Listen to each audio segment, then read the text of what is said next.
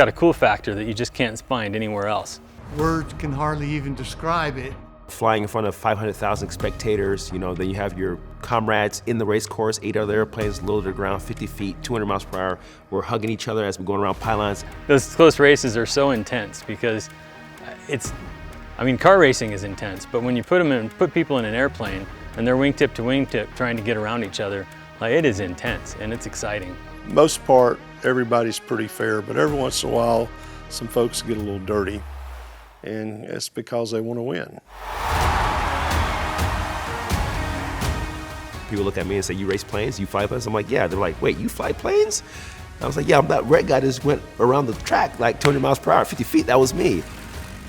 As a rookie, there's a lot going on. You're flying very fast, low to the ground, turning to the left, around pylons. I started going to the air races 30 years ago, and after going for a couple of years and watching all of the different classes, I looked at the biplanes and thought to myself, I could do that. You are as close as one gets in car racing or other things. As they say, you're one with the machine. It's just a rush.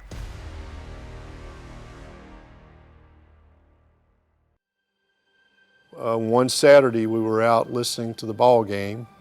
Beautiful blue skies and white contrails going across the skies. I was just a young kid, and about that time the ground shook. It sounded like wolves howling, and these 2 planes came over the store with black smoke coming out the rear. I asked my dad, I said, "Pop, what in the world are those?" He goes, "They're F-4 Phantoms. The guard unit's getting them. They just got them."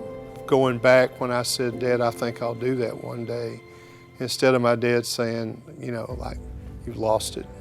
You'll never do that," he just said, "You know something, son, I think you will." And he died a few years later, but he got to see his boy fly a Phantom. My mom would take me down to Van Nuys Airport, which at that time in Los Angeles had warbirds all over the place. Being able to go up and be up close and personal with those airplanes and touch them and have that experience, much like what Microsoft is doing with this program, inspired me as a child and has stayed with me my entire life. The minute I stepped in the airplane and took the controls, I knew that it would be a passion for my whole life, and I just love flying. I'll fly forever. My mom and dad are from Nigeria. So I'm first generation, born in Austin, Texas. While my dad was going to school, he had a friend who was a pilot. He told my father to park the car on the approach end of the runway and turn the car around. And this airplane is coming at the car. And I'm like, wow. And then for the whole day, airplanes were just flying over the car, landing on it. I was like, "What, Dad, how do I get involved?" And that's what sparked it from there. So from that point on, I've been an aviator. I didn't choose it. Aviation chose me. For the first 12 or so years, we'd have a box and be there with our friends and watch every September. I think someplace around the mid-90s, I looked at my wife and said, "Well, I think I'd like to do that." And as I like to tell the story, once she picked herself up off the floor and stopped laughing, she explained to me why that was among the more foolish ideas that I've ever had.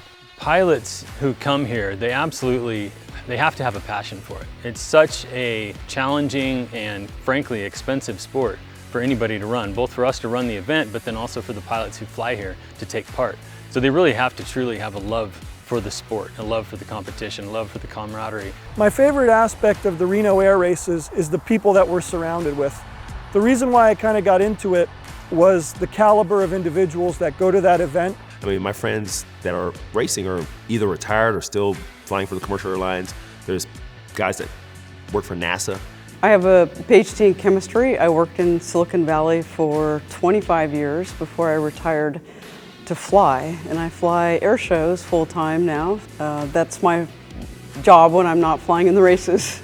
In my normal non-racing life, I'm a 757, 767 pilot for United Airlines. I'm not a prop guy, but I could get into racing a jet, so I went to and spoke to the genius behind all the stuff that I did, Dave Canavo, and we went and proceeded to get a jet that we could race, which was Pipsqueak. They're aviators that are at the top of their game. They like to push the limits of what they and their aircraft can do. Highly professional, and it's just a great group of people to be around and to be associated with. Probably most exciting for me about Reno is the wonder and awe of people that come up and see the airplanes. In many cases, we'll have the aircraft open because we're checking them, getting them ready. It's very hard to get close to operating airplanes today, but at Reno, you can actually get up close and personal with those folks and their vintage airplanes, which is tremendously exciting. I mean, this thing is a piece of history here. It ended up in Key West, and we're about 99.9% sure it flew for the CIA. Jimmy Doolittle used to fly this airplane at Mojave. We've got it documented in the previous owner's logbook. He checked him out in it. She's been around for a while. Part of what we do is we try to get people to see vintage aviation. We're a military aviation museum. A lot of the aircraft that were used at Reno are military, retired military airplanes, so it just made a lot of sense. And as they get older, fewer and fewer people see them flying, so this is a good opportunity to get them up and have a lot of people see them. My first time flying at the Reno Air Races was a mixture of excitement and nervousness. The first time I flew, I had an experience where I got a little close to an airplane in front of me that caused me to roll over. You are constantly sort of monitoring between RPM, power settings, temperatures, and there's probably no more than 20 to 30 foot wingtip to wingtip between each of the planes. Things are much better for new pilots with the Pylon Racing Seminar every June, which gives them several days of intense training so they can learn everything they need to know to be safe and proficient on the race course in September. The whole reason Pylon Racing School exists is to try to mitigate all the risks and to train people specifically, like emergency procedures at that location. Preparing for an upcoming race at Reno is a year-long process. Your first year, there's just so much. It's 80-20. It's 80% mental and 20% physical. I visualize the course. I close my eyes and visualize the course, what we're going to be doing.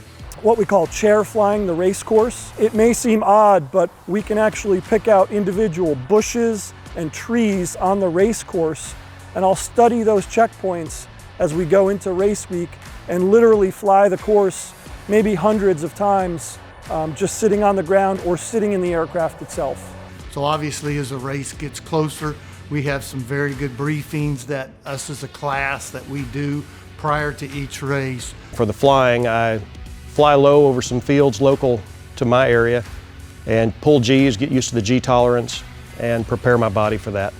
You should get very good at formation flying. You'll be flying in a hostile formation, but you'll need really good formation skills, especially for the air race start, and especially if you want to pass somebody on the race course. You will sometimes hit a wake that will upset the airplane. I have been inverted on the race course due to wakes, and having that aerobatic experience and knowing how to recover from a situation like that when you're that close to the ground is something that is absolutely necessary. Pilot skill and aircraft performance are really critical, but as far as if the planes are relatively evenly matched, like Pete Stavridis and Pete Zaganino in the gold race with two J60 powered L29s, Pete qualified third, and through a spectacular bit of flying, he managed to pass Zag on the first lap, and that basically decided the race. And so Pete ended up winning the gold race, and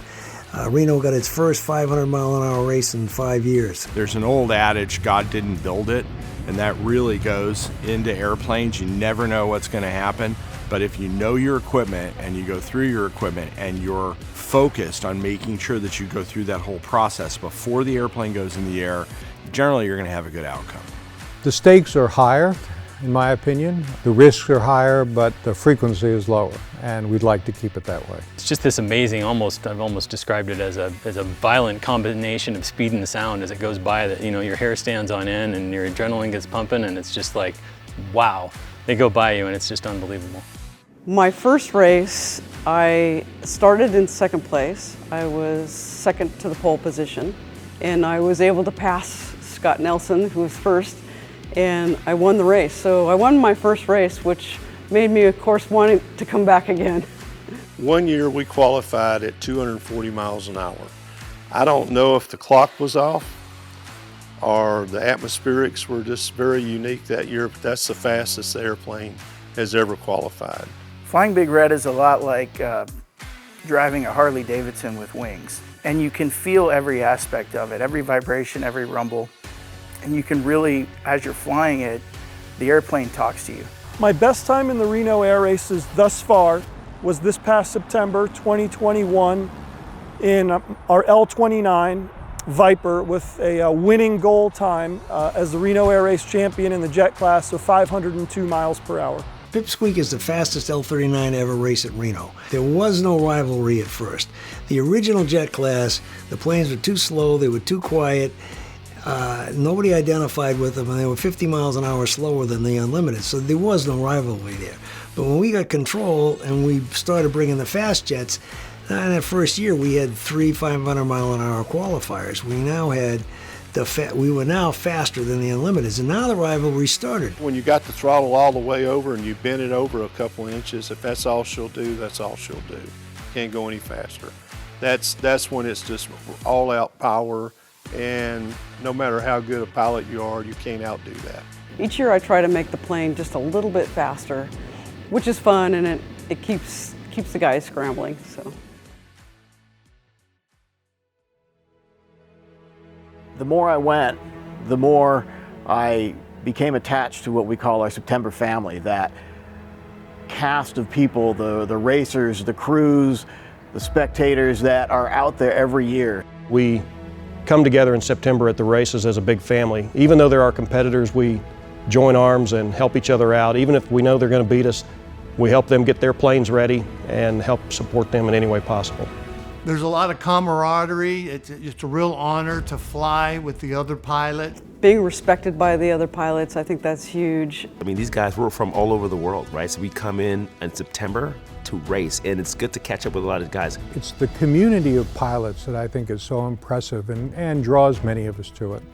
People compete hard in the air, but when you're on the ground, the guy next to you, if you have a problem with your plane, and early on, anyone in the community would do everything they could to help get you back in the air.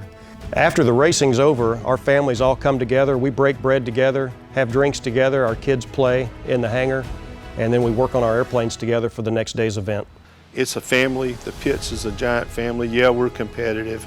If a plane breaks, everybody drops what they're doing, loans you parts, loans you tools, loans you labor, crew chiefs, whatever, and we all love it. You know, at the end of the day, everything we do in life matters very little other than the family you have and the friends you keep, you know. And so it's that aspect of the camaraderie, the helpfulness, the training.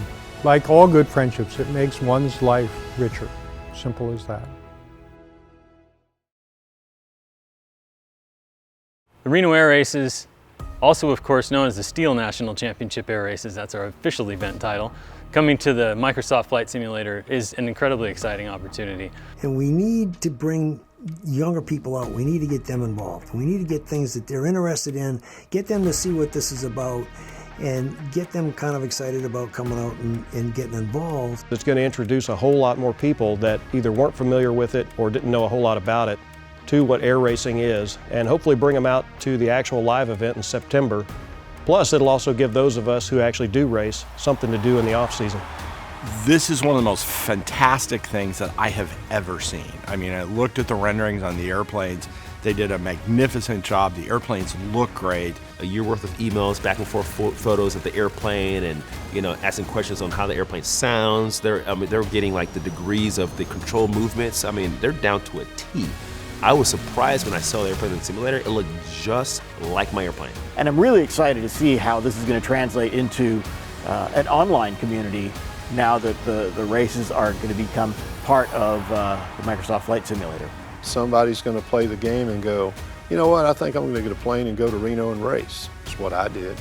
I just got bored and decided I was having a beer with my buddies I used to fly Phantoms with, and we said, hey, let's go do it. We did. So we've been at it for 17 years now. You know, our goal is to keep this thing here forever. We want to see our 100th event. So we want to keep going. We want to keep being safe. We want to keep putting on incredible entertainment and keep doing something that's incredibly unique and rare and exciting and draws people from all over the world.